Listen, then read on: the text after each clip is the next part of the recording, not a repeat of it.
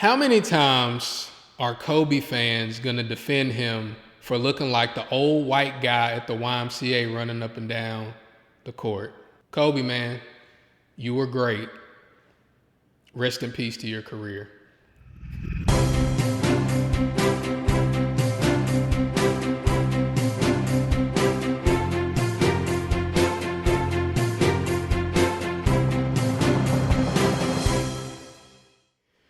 Hi, I'm Odell Bazell, and welcome to this Moment of Impact. In this Moment of Impact, we're going to be talking about dealing with disappointment.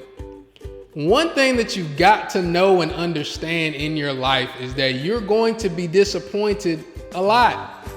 I remember my grandma saying this one day when I was telling her about how I wanted to become a speaker and how I wanted to do all these great things in business. She said, "Now, OA." That's my family calls me OA, Odell Andrews. She said, "Now, OA, if you want to hear God laugh, tell him about your plans." And then she just started chuckling the way old people do. And I kind of thought she was trying to throw shots at my plan, like, "Grandma, what you trying to say?" But she was so real. And if you haven't been disappointed and you're looking at this, guess what? Look behind you. A disappointment is about to kick you in the face. But in this video, we're going to be talking about how you deal with disappointments, because there's a lot of disappointments that we can't really control. So the first way you deal with disappointment is acknowledging that none of this is truly under your control. None of it is truly under your control. Now, I'm a very spiritual person. I believe in the God of the Bible, and you won't hear me ever deny that. But a lot of people that don't have a deep belief in God or don't have a deep belief, they need to understand this too. It's not in your control. You can't control really if somebody gets cancer. You can't control if somebody gets into an accident. Yeah, looking back, you can have that 20/10 hindsight, but once it happens, it happens. And so that's the first thing you got to understand. It's not anything that you can control, and anything bad that happens in your life, guys, we just can't control it. We just have to work with what we have. That's the first thing. The second thing that you've got to understand when you're dealing with disappointment is that this is not made to break you. It's made to make you. This situation, it isn't made to break you. You know, one thing that happened in my life, and I'll be very transparent and upfront.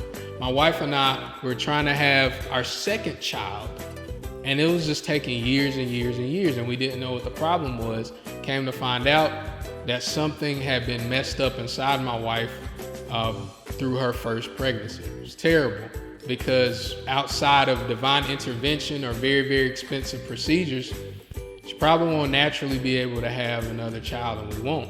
That's very disappointing. It's heartbreaking. It hurts, but it's not meant to break us, and it hasn't.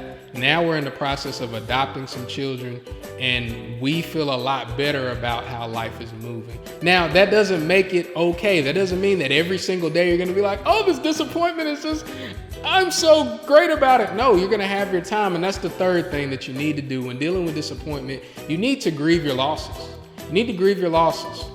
It's okay to look at other people's lives and think that, oh, nothing ever happens to them, or no, things happen to everybody.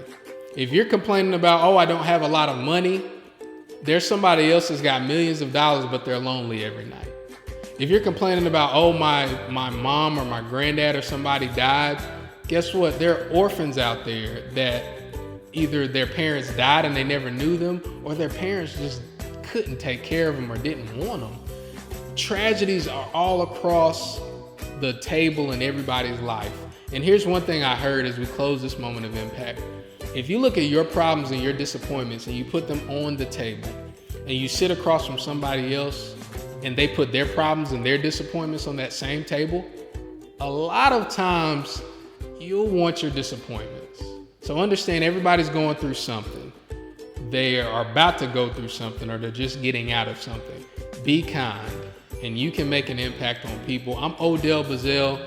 Make sure that you check out odellspeaks.com. We've got some great things coming up for helping students to become more profitable. Until next time, Kobe, hang it up, bro. Hang it up.